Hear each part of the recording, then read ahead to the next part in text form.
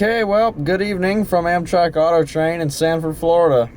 It would appear that it's time for our last out-of-state trip for 2021. The last time you saw me was probably in this room at our roomette for Amtrak, making my end of 2021 video. Whoopee. Anywho, we are headed back to Altoona, Pennsylvania, and the Horseshoe Curve and the Norfolk Southern Pittsburgh district. It is 15:31. Our departure's supposed to be at 4. I'm sure we'll be underway soon. They're almost never out of here on time because they're usually early. We're getting ready to head back to Altoona, and Auto Train is our first portion of that journey because they're going to take us right up to Lorton, Virginia, which is a good portion of that journey, and we don't have to drive that anymore. We can just watch the world go by out the window and sleep and bring our car with us, which is perfect. Amtrak, with the exception of some of their COVID ins and outs right now, has never been a disappointment for me, especially when the only other time I've taken Amtrak back in 2019, and when we did pretty much this exact same trip. And just like that 2019 occasion, we're leaving on Christmas Day, so merry late Christmas to y'all. But we're on Auto Train now, and they have given us a lovely menu to take our dinner order, which is supposed to come to us around 5:30-ish. And we'll eat in our rooms, which is different because last time we took Auto Train, we got a coach seat, and this is already way better, especially, like I said, with their COVID ins and outs. So, anywho, we'll be underway pretty shortly. Depart in Sanford, 3:48. We have a total of 375 passengers today. This includes 101 in our coach section and 274 in our sleeping car section. And in our auto carriers, we're carrying a total of 149 of your vehicles. 30 of those are priority vehicles that paid to be the first vehicles off tomorrow, and today we happen to have no motorcycles. Anyhow, just after 4 p.m. now, and we're well on our way. Just cleared that Lake Monroe drawbridge back there. As we got a sleeper this time, we're closer to the front of the train. And the guy on the intercom only mentioned 2 engines, but I know we have 3. Today we have 2 P40s sandwiching a Dash 8. If I remember correctly, the engine number should be 830, 513, and 832. Yeah, there's a Conrad Elvington. Oh, check that out. Dope. We're closer to the front of the train, so I can hear the horn, and this engineer keeps playing Jingle Bells with the horn. Fitting engineer for Christmas Day, huh?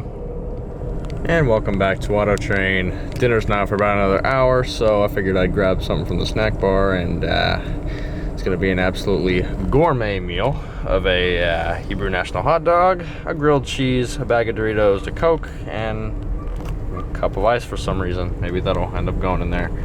But I haven't eaten much today, so I figured I'd grab something. And dinner's at about 5:30-ish, so we'll get that as well. All right, here we are. It is 17:07, and with dinner requested at 5 o'clock, they got it delivered pretty quickly. And I say that because they have a lot of people to serve, so to get it to us 7 minutes after we would have asked for it was pretty good, especially for 3 people. It all came at once. And let's see. Oh, wow. Besides disregarding this grime on the windows, some beautiful views out here.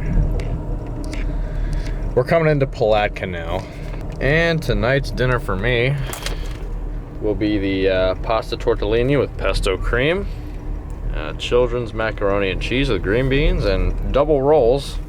The Doritos probably isn't a great look with all this absolutely gourmet food. Ladies and gentlemen, time now is 5:08 for dinner sitting. So it will be. Something tells me I'm going to enjoy this very well. Like I say, the Doritos probably isn't a great look with all this food, but got our pasta, bread, and we got our own little champagne bottle with more Coke in it. Absolutely wonderful.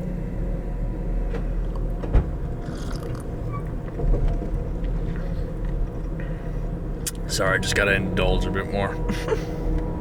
And the St. Mary's we have just cleared at 7:02, 1902. And and Folkestone is right around the corner. Still got a approach limited here in Folkestone. Approach limited Folkestone. All right, here we are, Folkestone, and actually doing track speed through here this year.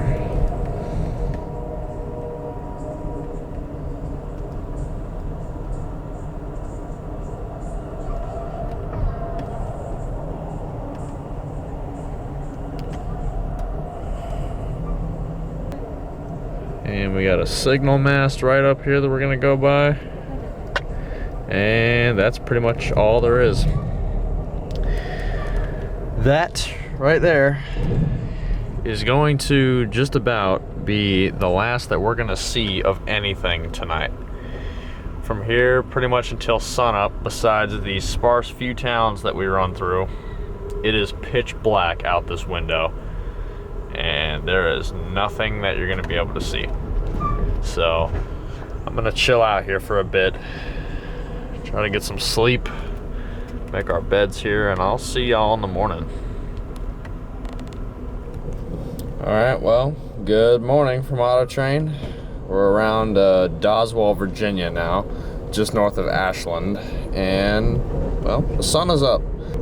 We've since made a run up to the dining car and gotten our breakfast, which again shall be another gourmet meal. The bag of Doritos is still here. I haven't eaten them. And we have a banana, which is already peeled. Hopefully I don't get demonetized. Coffee cake, I believe, cereal, and something else that I think I lost. No, that's it. And coffee. I got coffee. I think we got about, what time is it now? 7. So we got about an hour, a little over an hour still to go to Lorton. We lost a bit of time last night. We met a bunch of freights, but slept a whole lot better in a roomette than we did in a coach on the last trip. So I guess I will, on that note, talk to you guys in Lorton. We're not talking to you guys in Lorton. We're talking to you guys about 10 minutes after I just made that. We've got a freight train outside our window. We probably passed at least 8 of these last night, but it was dark, so you couldn't see anything. We'll just see what this guy's got on him today. Whatever this is.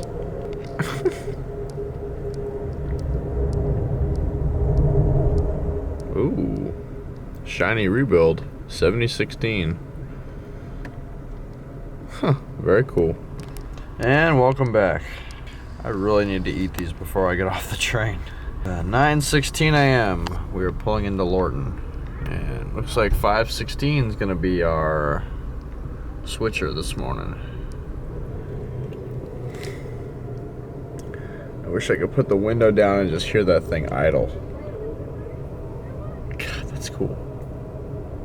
Well, I guess I'll take this time to throw in the video, since I've neglected to mention it thus far as we cross the Pennsylvanian border, that this trip was going to be pretty much completely based around Altoona, with no other spots like the 2019 trip included, with the main goal on this trip being to see some snow.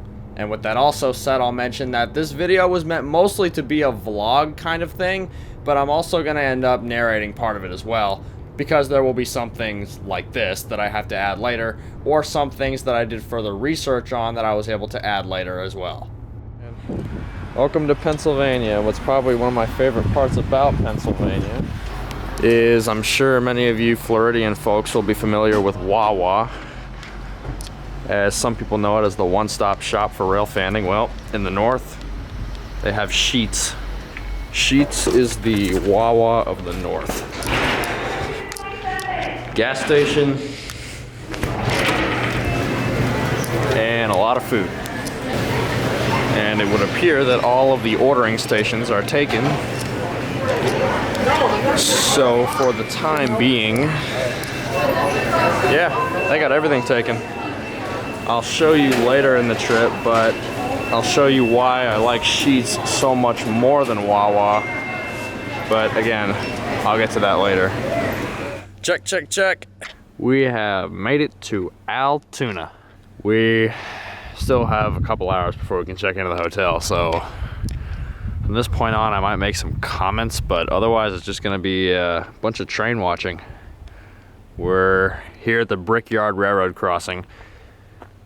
It's got its own location designation on Google Maps because, well, this is one of the only places that you can get horn action, with the exception of friendly crews on the Pittsburgh line, because Norfolk Southern doesn't tend to prefer to make railroad crossings if they don't have to.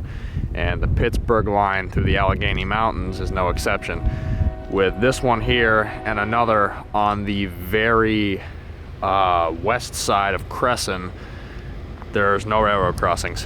I think we're about 3 or 4 miles east of Horseshoe Curve. And well, this was where we started last time, so we're gonna start again, and I guess we'll hang around here until our hotel lets us check in and see what we get.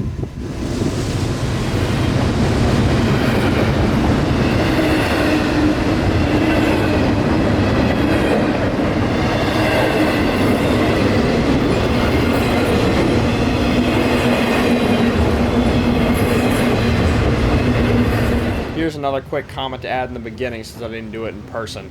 Now that we're visiting the Pittsburgh line in 2021 as opposed to 2019, a bit has changed since then, including the helper locomotives, which are these two on the bottom here. These aren't DPUs or remotely controlled motors, but they're manned helpers with a whole separate crew which help to push these trains up or down the Allegheny Mountains. This has changed, as in 2019 all of these locomotives used here were their upgraded SD40Es.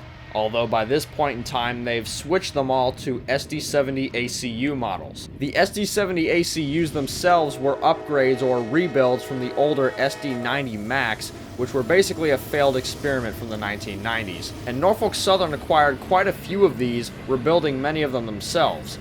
Although also in recent years NS has sold or retired a bunch of these locomotives off, and they're now pretty hard to find along their system. That referring to the active in-revenue service ones that you can still find all across the country, as most of these locomotives that they haven't sold off or retired are all going to be found right here in the Altoona district, as this region now uses all upgraded SD70 ACUs for their helper motors. These helper modified ACUs are most distinguishable to me from the original ones by the lower ditch lights below the walkway, mechanical box on the walkway, which is often gray, and the distinct low rumble that these helpers give off due to likely their re-gearing for torque and power over speed and agility. Alright, we got checked into the hotel here. We moved down to a different spot just west of Juniana, and we'll see what else comes through as the evening goes on here.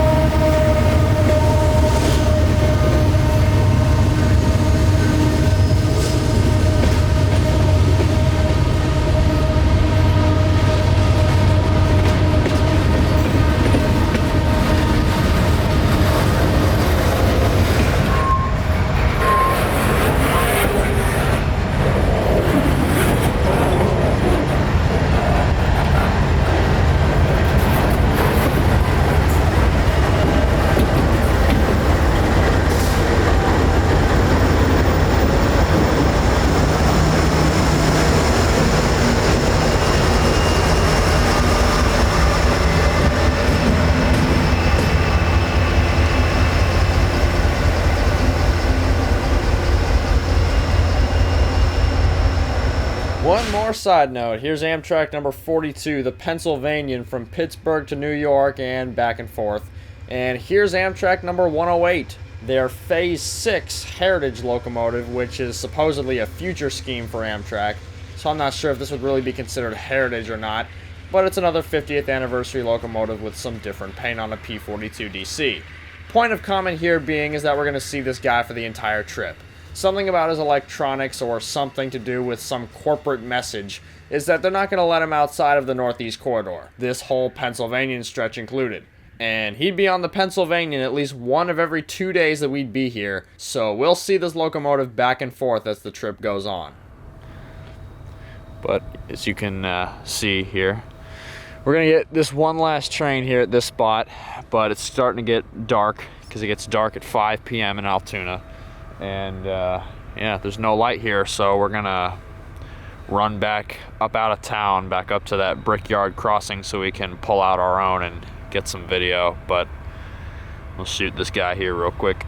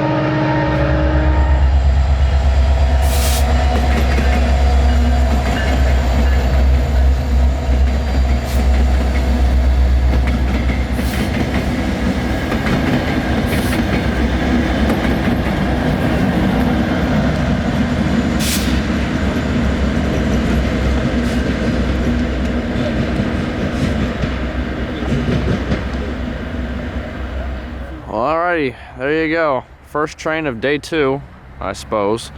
Was I what, like 5 ACUs going back? Probably heading to Crescent or something like that for some train coming this way. Be cool if they used all 5. Damn, they're smoking down there. But yeah, it's about 7:40 in the morning, and we're out here back at the spot we were at yesterday because, well, the next few days are supposed to be very moist, and today looks to be the only morning where it's cold enough to where that precipitation can possibly be snow. And that is really what I wanted to see on this trip. So we're out here early, and hopefully this overcast sky will bring us some snow here in a little bit. Well, it's just after 8 now, and I guess there's something. You can probably hear it. We have sleet falling. This isn't snow. Sleet is, it's more like little, well, like I just said, ice chunks that fall, and it sounds like rain, but it's not. It's ice. Sleet is okay. It's not terrible. It's okay. And now it just seems like it stopped. But, I mean, with enough accumulation, enough sleet on the ground can look like snow. But if it stops now, there won't be enough at all, or anywhere close. Well, weather update, 08:15. I'll be damned if that's not snow. Check that out. Hopefully you can see that. It looks so much better in person, but as a Floridian who likes the north and the cold in general, this is like a dream for me.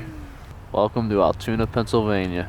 I don't know whether I use this for the video or just personal memories. This is snow in Altoona 2021. I mean, it's only supposed to last for like an hour or so, but we're gonna get it while it's here.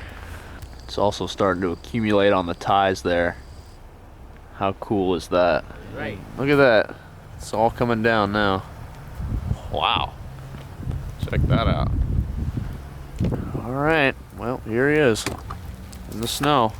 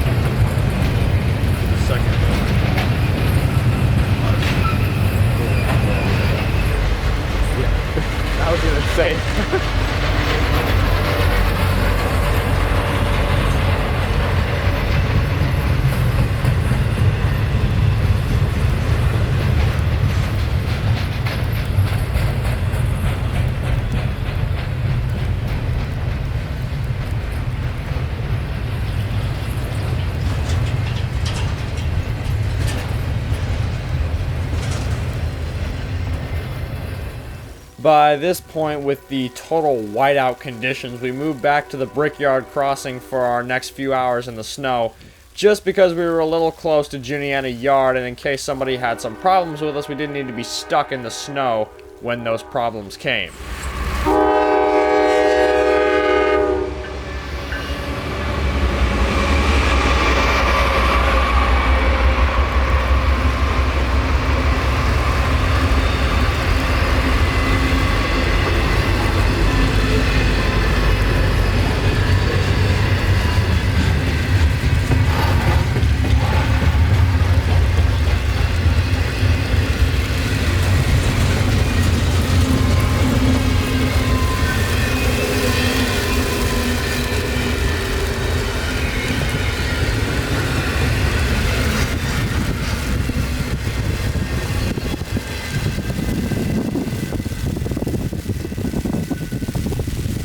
Well, there you go. We went from light snow to snow that you can leave boot marks in just about 20 minutes.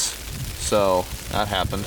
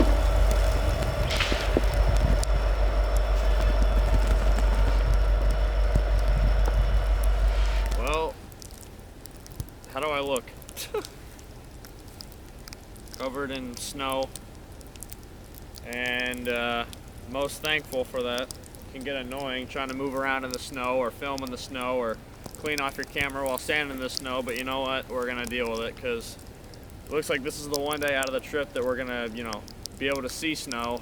And, you know, as a Floridian, my first time ever actually being in snow, so we're gonna take this in at the Brickyard Railroad crossing in Altoona. We're not gonna move around anymore because it's snow and it's hard to move in this crap. This is just so surreal. This is probably a good inch or more of snow. Check that out. Whew. But it's my happy place, I guess you could say. I love this.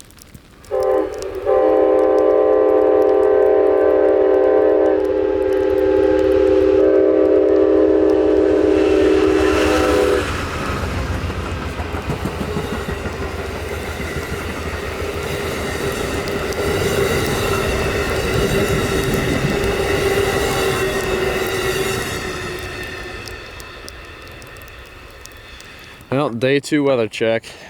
It's just after 11 a.m. now, and the snow has kind of lost its glory. Haven't had a train since Amtrak, and it's still precipitating, but now it's sleet, so it's back to those ice pellets, and as a result, some of the snow is starting to melt. You can see some of it dripping off the crossing there. Some of the snow is starting to melt, and well, we're back to more of an ice on the ground. It's starting to become that slushy, stick to itself. I mean, it's good for making snowman, but everything else, back to the slush.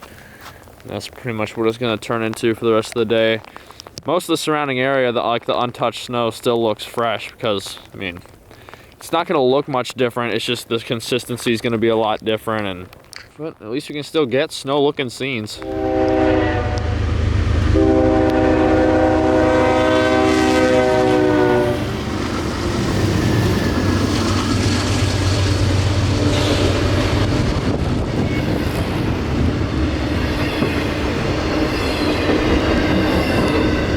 Another side note to add here that I didn't realize until I got back to the hotel on this day.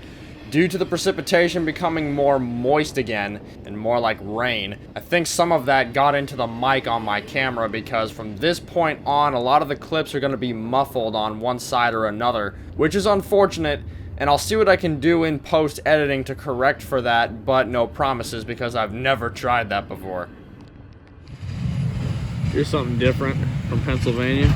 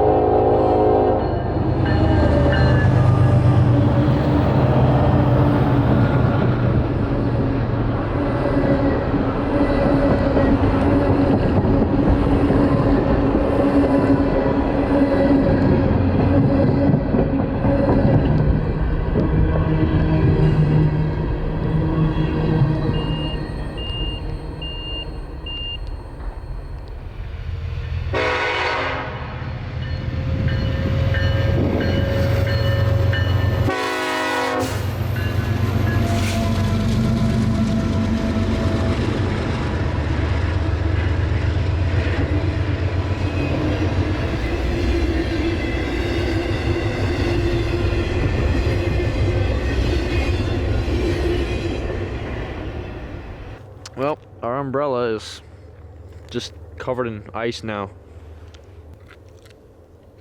Doesn't taste that great.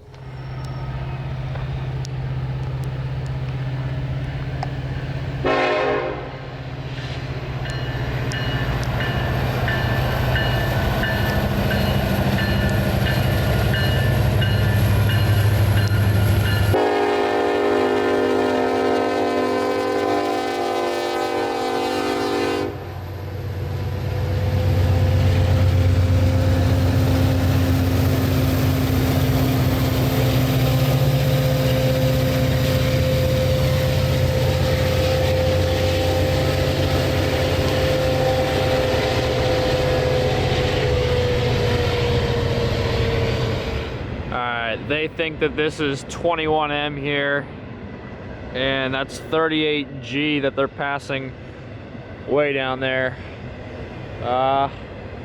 We are guessing something on the radio saying something about a switch issue. I mean, I know they can get frozen out here in this winter weather, so we're thinking that 38G might have been stopped here for a bit because of that. Or maybe he's waiting on 21M, I don't know, but this is 21M going by right now, we're pretty sure.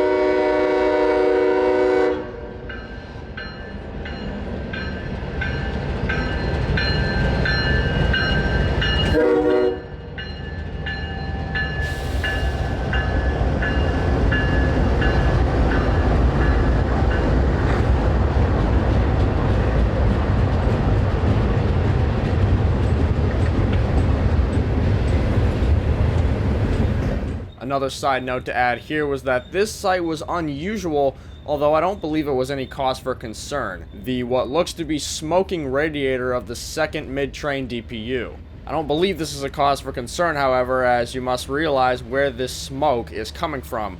The elongated radiator. The entire point of a radiator is to radiate heat from the internal workings and the engine inside of a locomotive. And with it being 30 some odd degrees out here right now, I'm sure that heat could turn into a steam looking substance pretty quickly. Of course, if I'm wrong about that, somebody let me know in the comments, because this was interesting to see. I've never seen it before.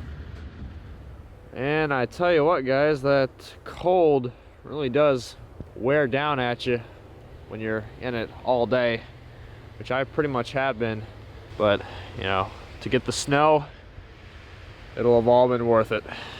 Back at the spot we started this morning, where we got our first snow, and now it's completely covered in snow, even though it's mostly slushy ice now, and it's not really that fluffy snow that we were getting this morning, unfortunately, since it's rained and such since. But it looks like the sun's about gone now, and we stopped in here, thought maybe there'd be something around here, but it doesn't look like there's gonna be. And we're hungry and cold, and you know, there's tomorrow, so I think this is where we're gonna end day number 2.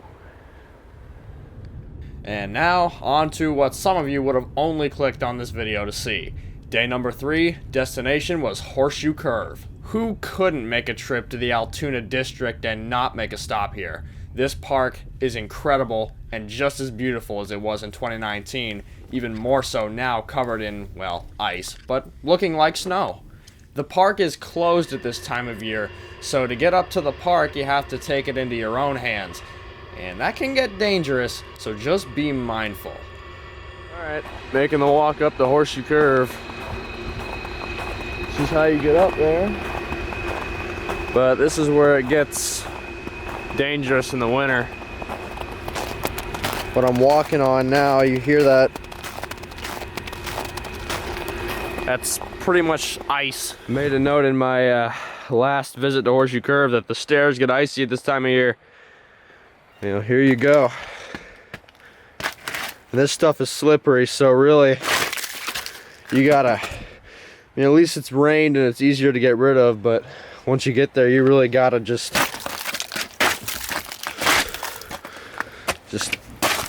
kick it all away. That was quite the trek. especially with those icy stairs. Here we've got the lookout over the retention ponds for Altoona. What I'm standing on, this is probably some of the worst of the ice up here. Like, it is real easy to just slide around on this. See if I can. See, this ice you can't even break.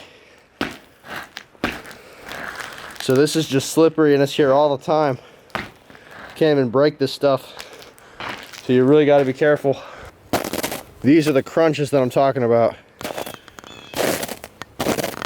That's when it gets dangerous out here.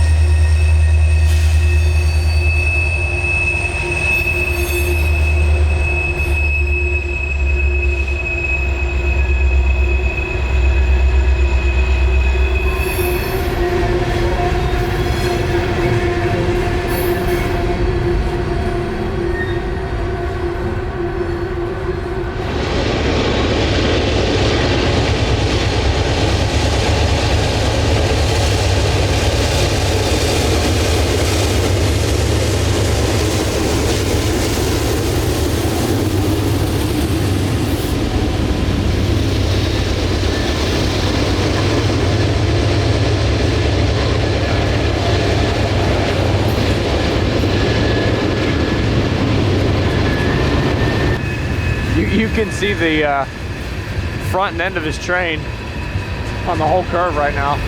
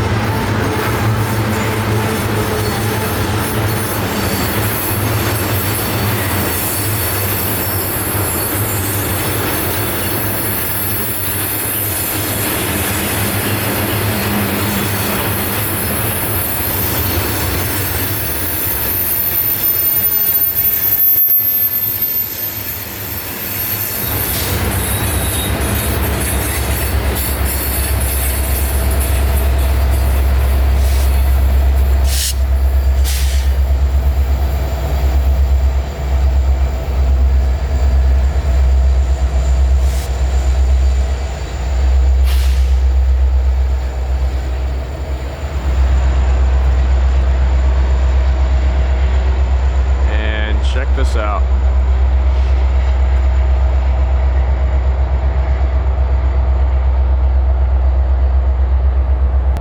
Just like that, we got another one.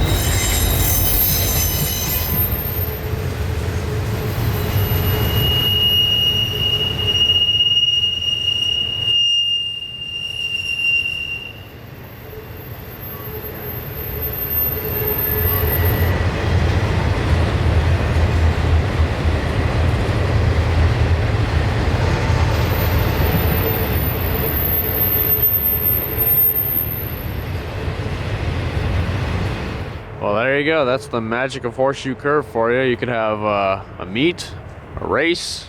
You could even have a three-way meet here, but I haven't gotten that lucky yet. But yeah, it's got its dead times, but there you go. Horseshoe Curve can be quite the hot spot. But it's actually pretty cold here right now. I think it's 40 degrees. Pun fully intended. Speaking of original SD70 ACUs yesterday, I guess we got lucky today. Here's one of the original ones leading a mixed freight train down towards Altoona. Number 7258 is one of the original rebuilds.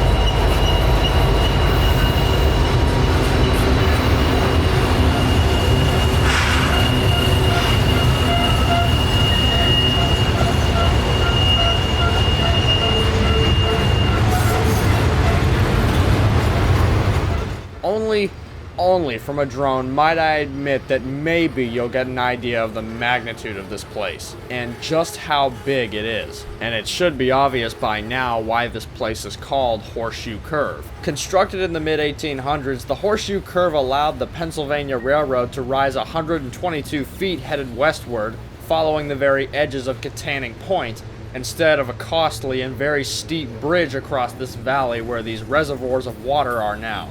Opened in 1854, the engineering feat then formed a horseshoe and is now a National Historic Landmark and one of the most recognized railfan locations in America.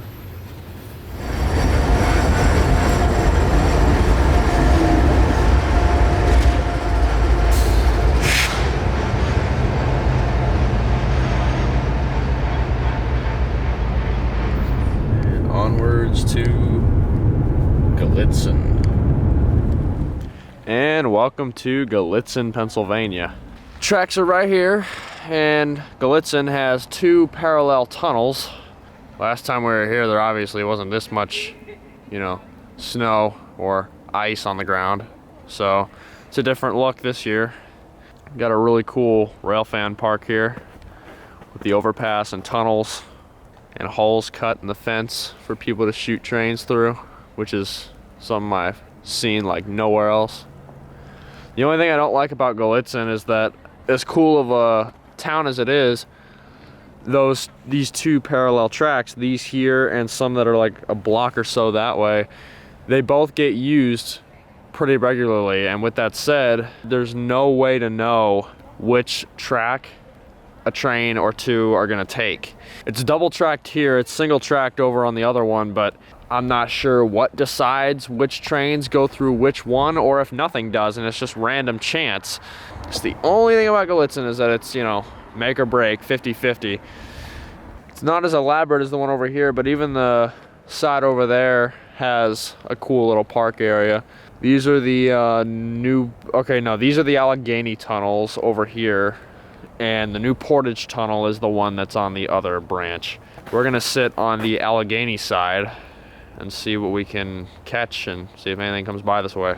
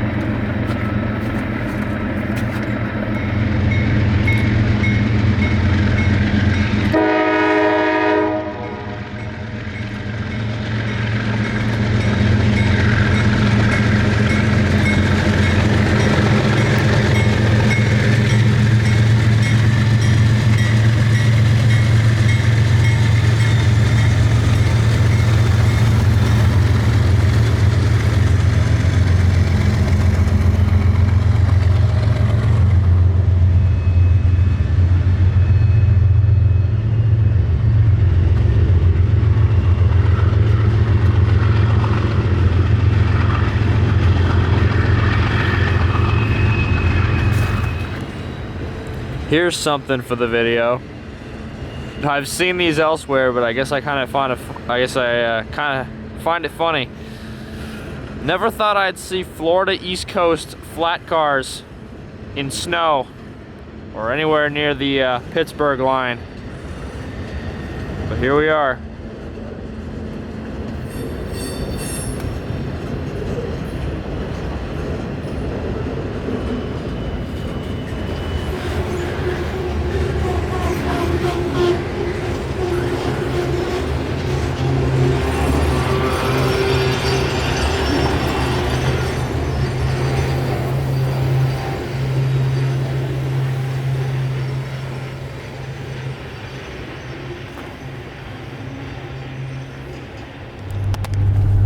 And here's why we love Glitzen. They just sent NS20Q with 1066 in the second spot down the New Portage side. The very first train here today that they sent the other way was the one that had something different. Go figure. Well, back to Brickyard we go. Much appreciation to the New Portage side for letting this guy get around us. Well, back at Brickyard for that 1066, and there's something else coming up out of Altoona.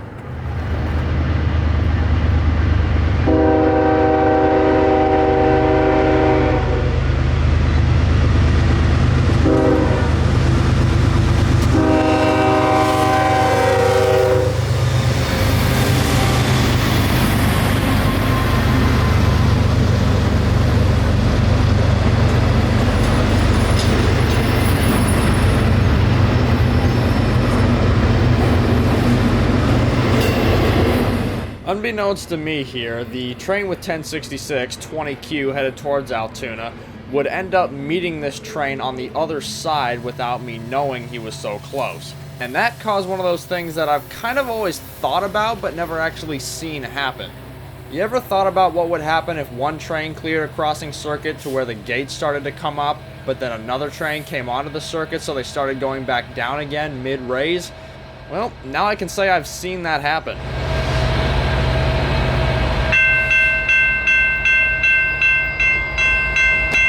How nice is that?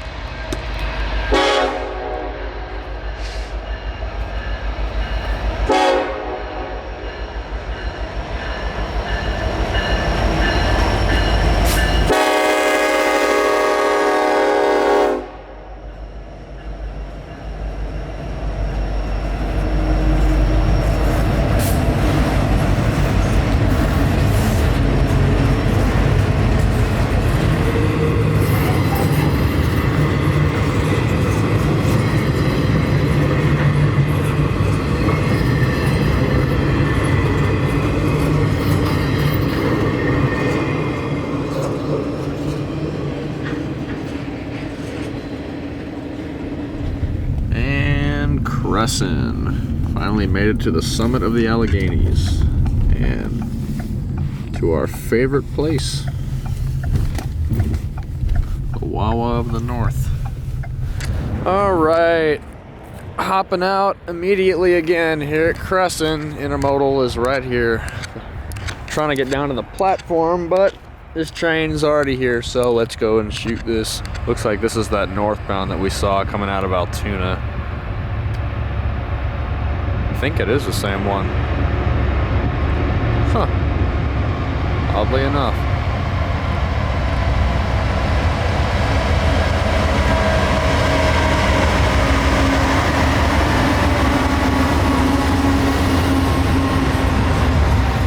Crescent here, we're at the summit of the Allegheny Mountains. At least for the railroad. They have a little rail fan park here. Down that way we're gonna go and hang out there. And yep, since we're here in Crescent now, hit that Wawa of the North. Got myself some hot chocolate made with white chocolate, which is something different. And now I'll show y'all why I like Sheetz mac and cheese more than anywhere else's. Check it out. I don't know why y'all care, but this is part of the trip, so it's here anyway. They actually have creamy mac and cheese.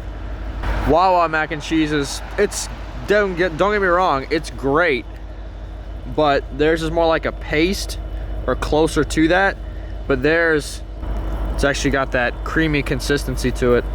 So my most sincere apologies, but once again, it's like Auto Train, I'm gonna have to indulge a little bit here. I don't know why y'all watch me sometimes. And check it out, we got some helpers. I guess it's those same two going somewhere.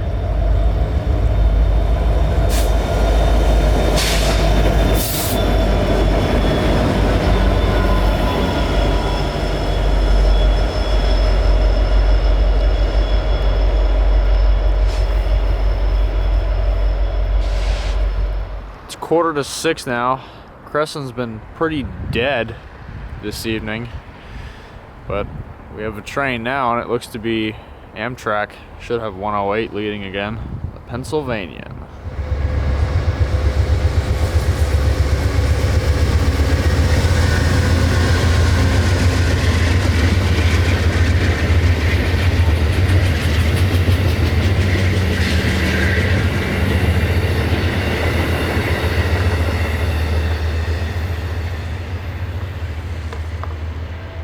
We have the church bell in the back. It looks like we have looks to be an intermodal here, but nothing else behind it.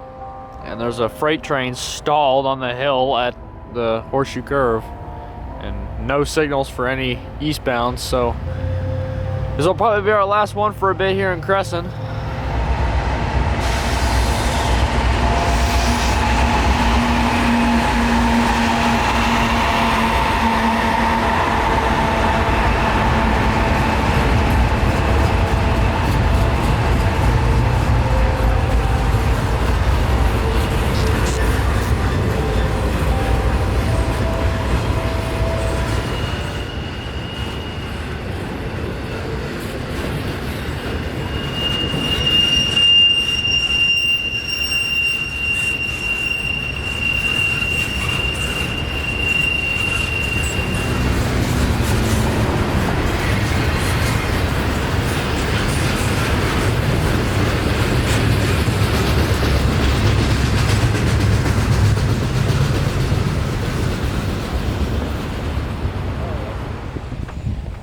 Alright, here we are. We ended it off at Crescent last night, and one Cracker Barrel dinner later, we're back at Glitzen. It's about 8:45, and I'm gonna try for some more shots here since we had to kind of leave a little earlier than I had wished to yesterday because of that whole 1066 incident.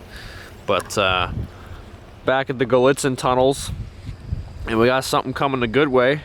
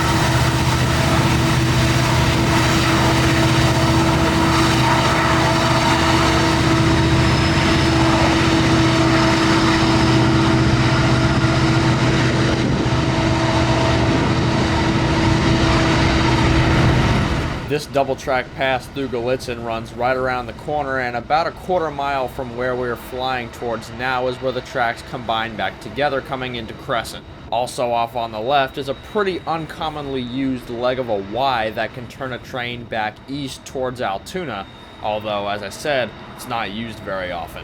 Flying back up into the very low-flying clouds, we hang back around over Glitzen, showcasing why these two tunnel bores are so interesting, as both this Allegheny Tunnel and the new Portage Tunnel both go directly under the town of Glitzen, with houses and neighborhood streets above, and a double or single track main line just a handful of yards below.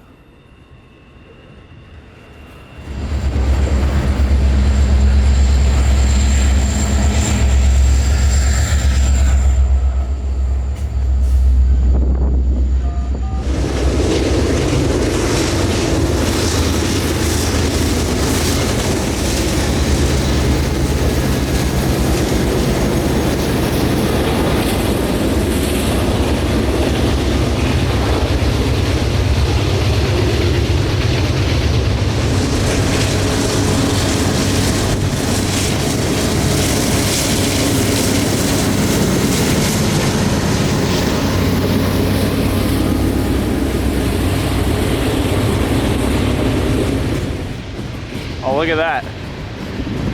Right there. That lineage reefer right there. That's actually an interesting point that I guess I can throw into the video here. That company has recently bought out Cryotrans. So basically all the cars in front of it and the cars that I hate that have made it onto the juice train out of Bradenton and such, you know, those, the orange and white, kind of faded. Well, here, we got one coming up, I'll show you. These guys right here. Yeah, I agree with the graffiti, they are trash. But anyhow, that lineage company that just went by there, they recently bought out Cryotrans, so to my knowledge, most of the Cryotrans stock is gonna start getting repainted into whatever that is. It's probably gonna take a long time for that to happen, but you know, it's gonna start slowly. And personally, I think that scheme looks a lot better than Cryotrans. Personally, maybe it's just because I'm used to it, but it'll be interesting to see in the coming years how they do with that. And we got the helpers starting to roll out.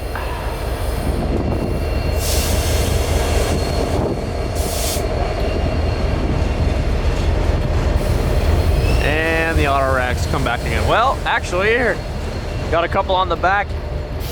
See helpers meeting helpers.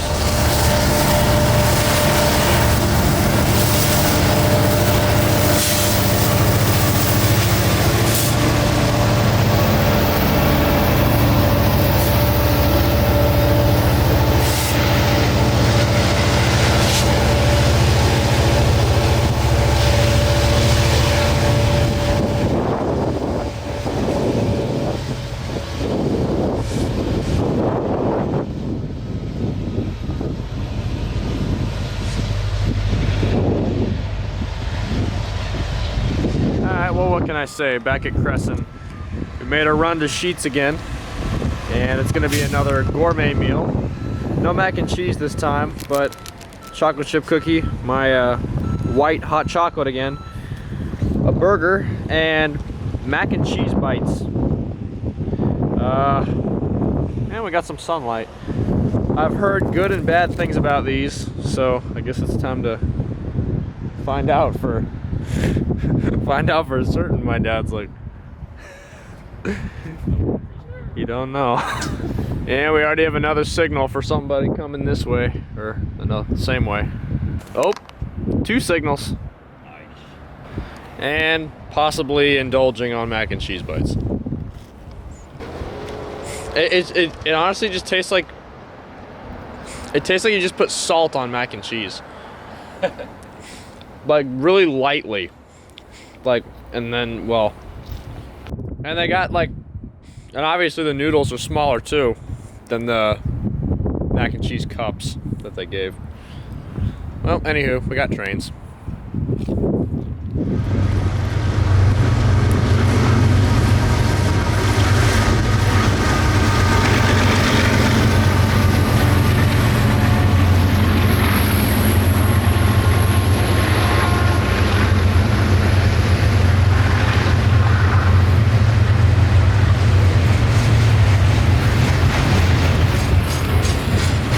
And the FEC and NS are the only ones who got this in common. Flatbed trailers on spine cars. Or get a load of this. Flatbed trailers on containers. I've even seen containers on top of flatbed trailers, so they're a different breed.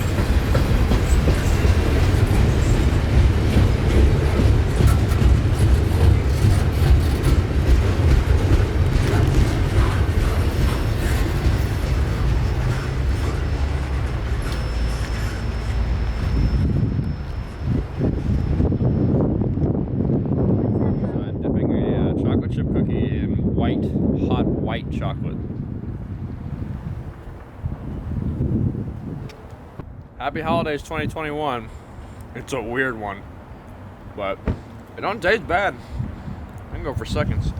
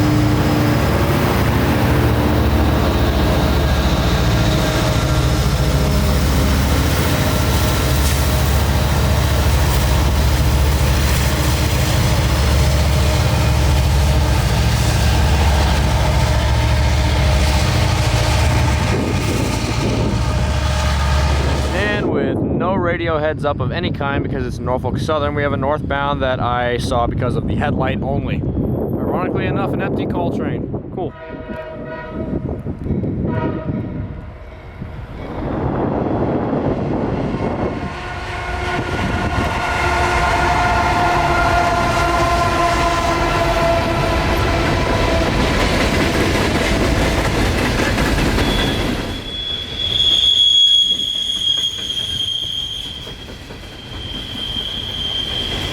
I don't know if they keep their engine numbers or not, but if they do, this is the same coal train that we caught in that snowstorm on Monday when he was loaded, and now he's empty.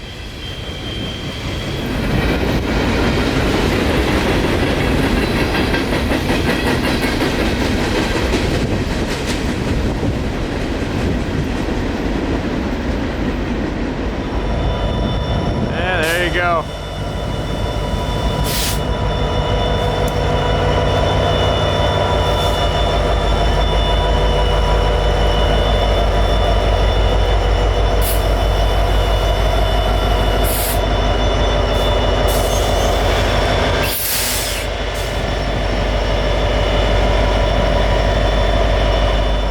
Get up at first because it sounded like just more helpers, but then I saw the ditch lights that weren't below the walkway. There's something different about this, and then I saw that there were more engines behind it, and so I jumped up and turned the camera on, and looks like we got another coal train. I don't know if these are actually helper ACUs or not. I think they are, but either way, they just put two of them on the lead of this coal train, and they're stopped here at Crescent on all red signals. So here's that intermodal that started going by as soon as we left. All right, I think this is our train. Moved up to the Glitzen Road overpass for it.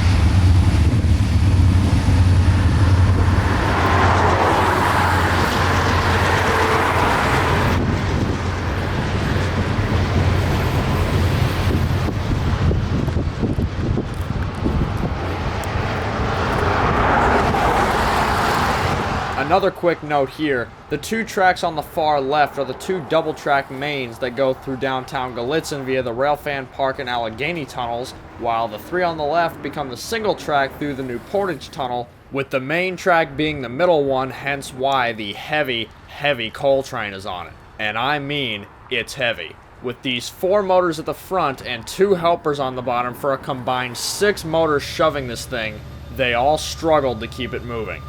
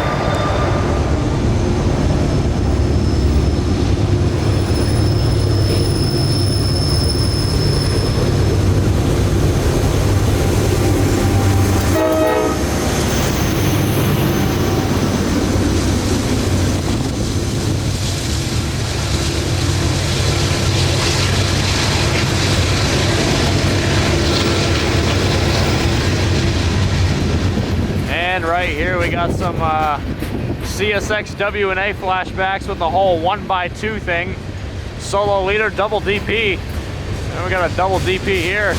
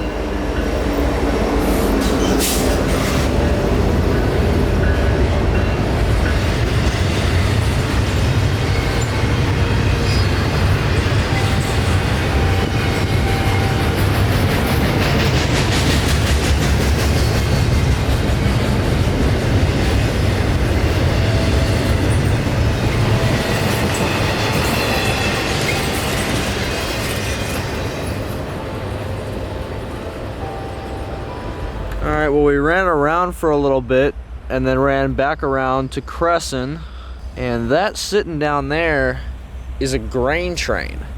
I might put some more information regarding these in the video once I get it up, because I don't know it off the top of my head right now, but I know that these go to R.J. Corman, have their handoff right over here at Crescent, and a couple of their engines just came down to their little yard. They've been switching in there, so they might be about to hand off this grain train to R.J. Corman, and it'd be cool to shoot that. Sure enough.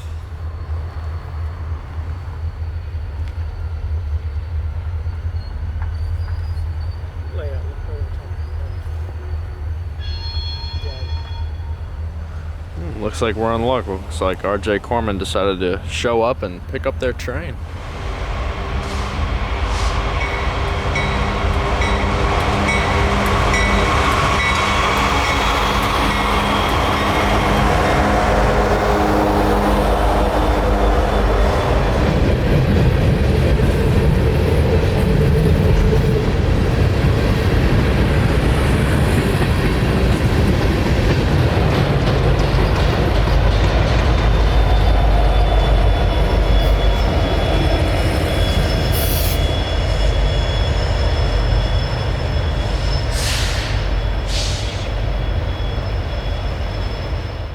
We'd then quickly move around to the Arch Street grade crossing, as that grain train would start pulling up onto the R.J. Corman branch a lot quicker than we had expected.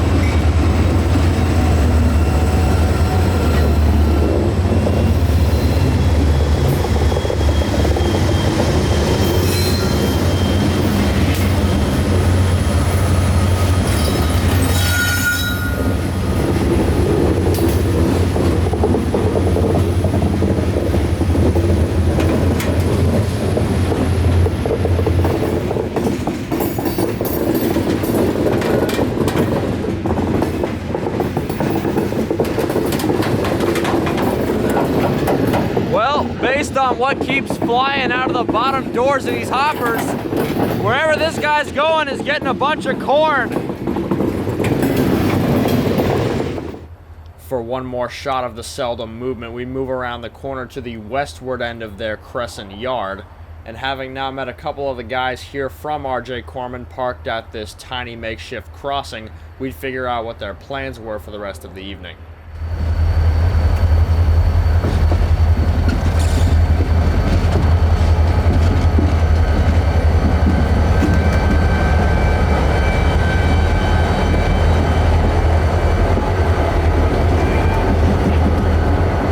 The interchange job would then be led by an SD40-2, this interesting Jeep 40-2, which looks to be one of their new acquisitions from the Hudson Railway, which has apparently been acquired by R.J. Corman recently, an NS-9, and an NS SD70 It appears that they keep the NS power that the train came into Crescent with on the train beyond R.J. Corman's lines, as I guess they sort of escort it to where it's going. The train would stop here with the couple folks I met coming out to inspect it.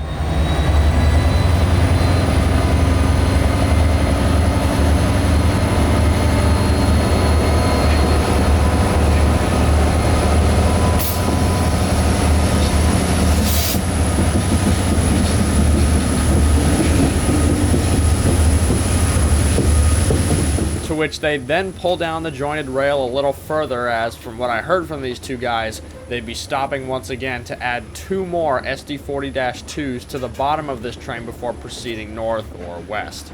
I'm not sure why they needed 6 differently distributed motors to pull a train that NS got to Crescent with 2, but it would have been something interesting to chase, especially if it wasn't about to get dark in 10 minutes. So that was all of this interchange job that we were going to see here, was them pulling a little bit further by this crossing.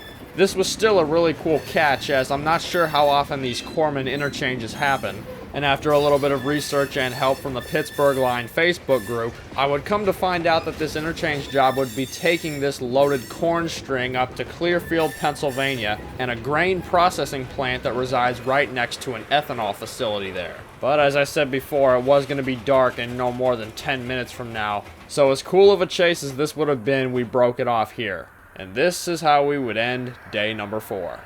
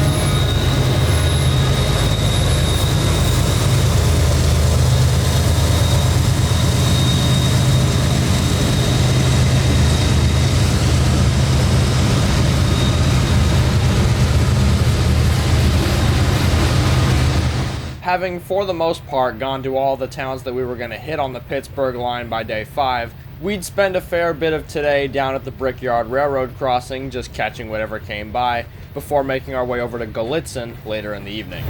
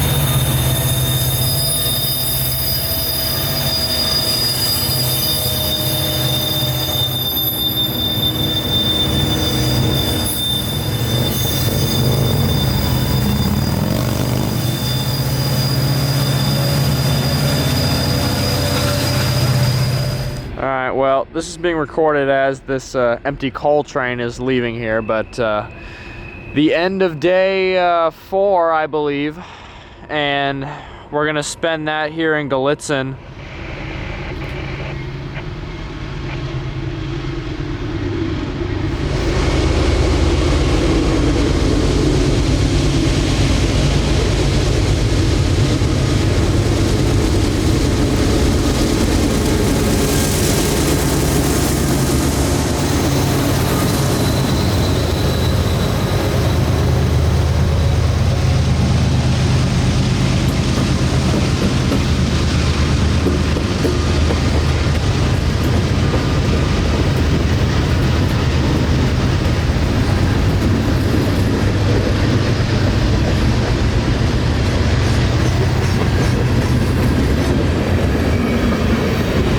Was cool. The engineer or conductor was holding out a little sign for us on that piece of paper. It read Happy New Year. So cool crew there.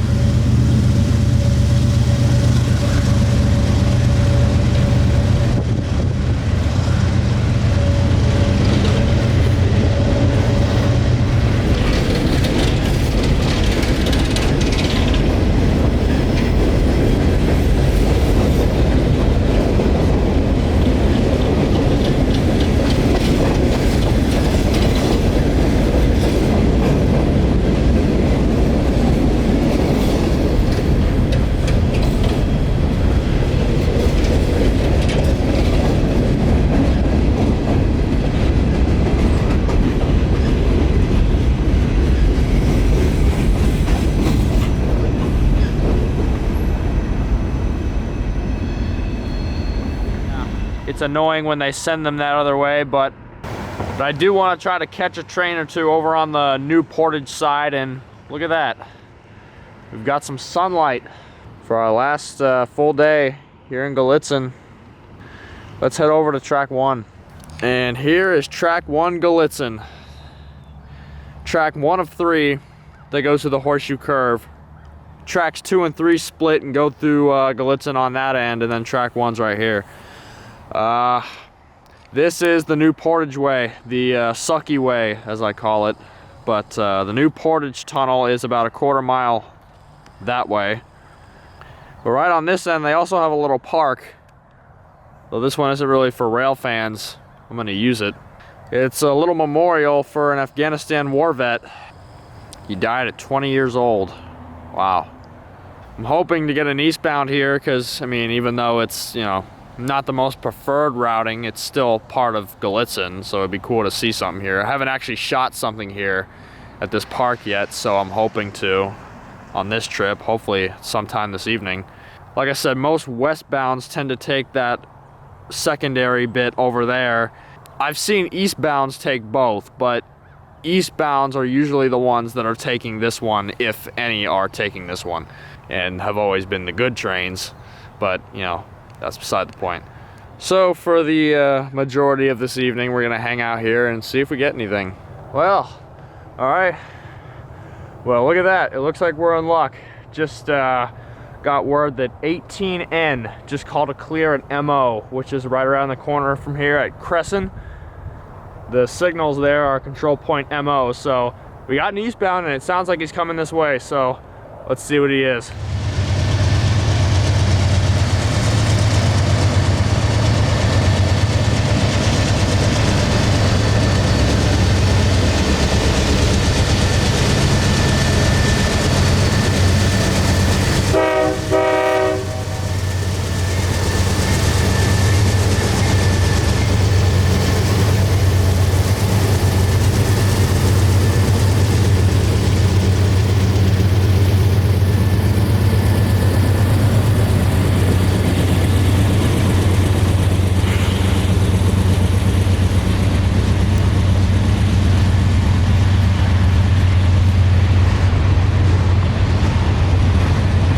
Check that out. A Seminole Golf boxcar up in Pennsylvania.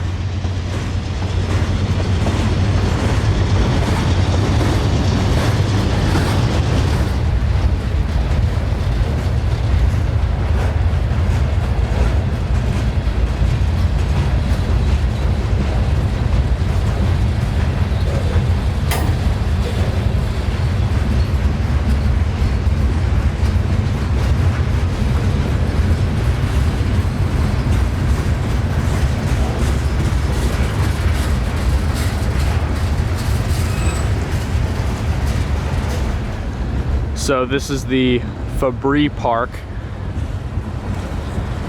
established in memorial of Corporal Ralph Fabry from the Afghanistan Army.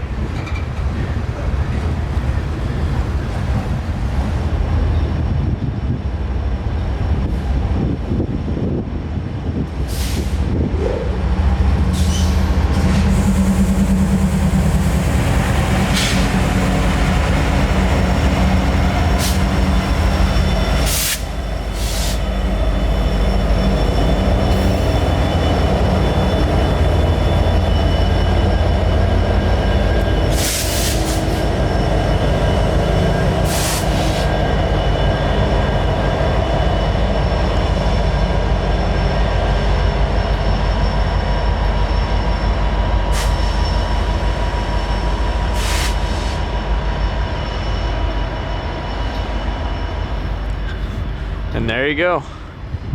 Sun's about to completely tap out, but hey, we got one on track 1 Glitzen before the sun went down. There you go, new portage.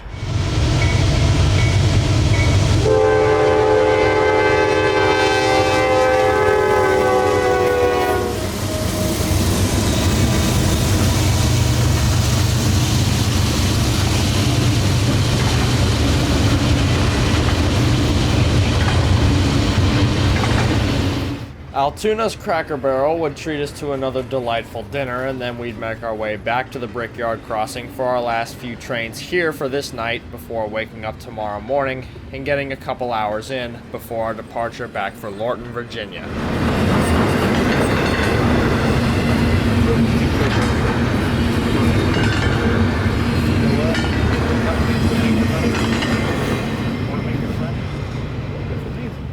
Now check this guy out. He's got a whole setup over here. Never seen an RV parked here before. Oh. and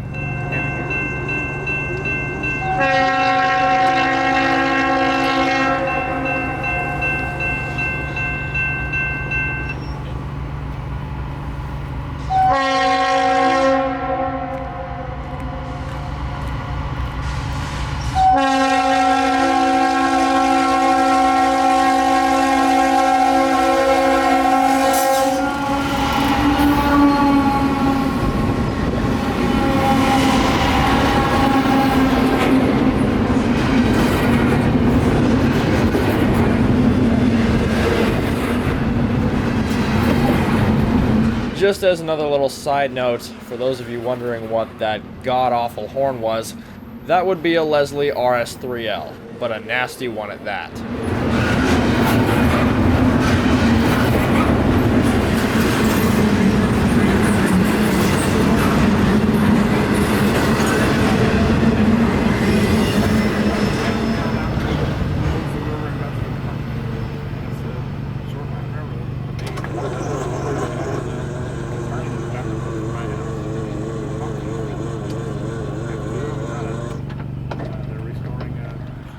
And good morning. It's our last day here in Pennsylvania. Actually, our last hour here in Pennsylvania. We go back home on auto train tonight. We'll be waking up New Year's Day as we come into Sanford. Gotta get to Lorton by 2:30 to check in, and with that said, we gotta be out of here by about 10 o'clock, maybe 10:30, because we got about a 3-hour drive back down to Lorton. So, but it's about 9:30 now, and we got a little bit of time left. We're gonna spend it at our little spot just under the 24.5 street overpass, little gravel pull in here. It's where we got our first snow, and I guess we're just gonna spend the last bit of our trip here. See what we get for our last 45 minutes or so.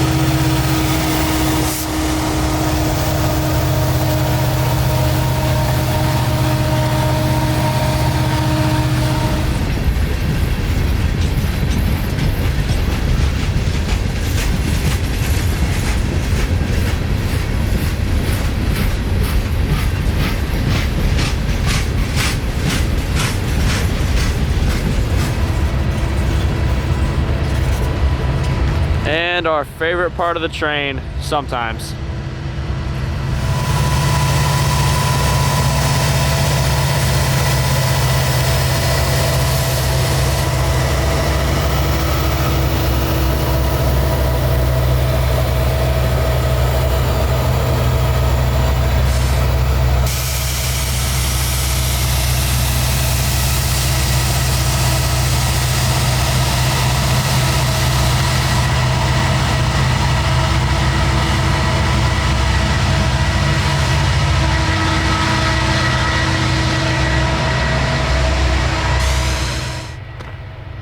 And the Pennsylvanians coming into town now.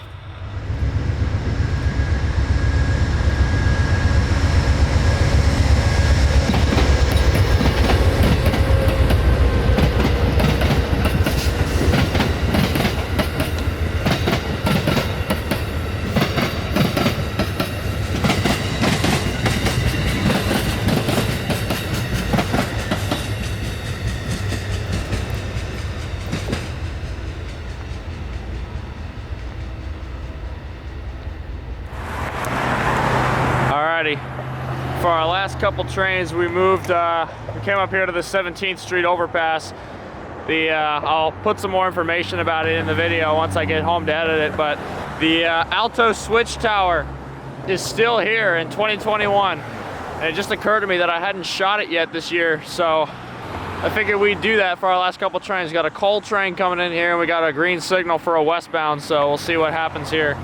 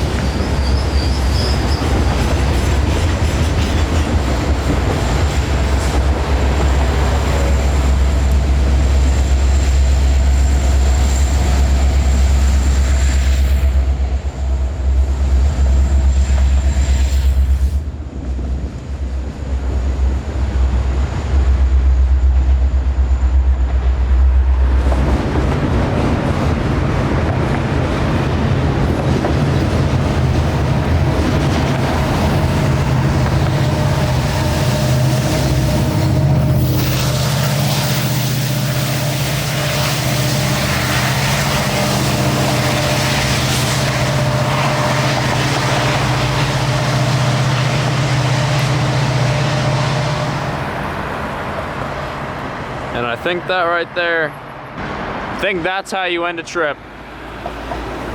Right here at the Alto Switch Tower in Altoona, Pennsylvania. Yeah. That is most definitely how you end off an amazing trip to Pennsylvania. Between then and when we get back home about 24 hours later, I didn't film much of anything. I did take a few videos such as these from the auto train, but that was about it. So this is all I've got to say that this was an amazing trip, one of my dreams, shall I say, especially since finally after all these years, I've been able to capture some trains out in the snow, which was really the main goal of this trip. The NS Pittsburgh Line has always been one of my favorite tourist destinations, and it will continue to be, but with 2 consecutive trips going there within the last few years, our next few major trips probably won't be there, so I doubt I'll see much of the Altoona district for quite some time. Maybe I'm wrong, however, but for now, I gotta say that this one was worth it. Might as well call this trip Dreamland 21. Between that video pulling out of Lorton and this one here of us backing into Sanford Saturday morning, my final note is Happy New Year to everybody. I'm gonna say it again because who knows, 2022 might just need it. But on that note, I'm hoping that most of y'all will stick around to see how this new year fares with me. Thanks for watching whatever you did of this almost 2-hour video. Sorry not sorry for making it so long. It gets to a point where editing it is just like, well, can't make this short anymore, so I might as well just put everything in here. And that's all I got, so thanks for watching again, and I'll see you next time somewhere back on our Sunshine State rails.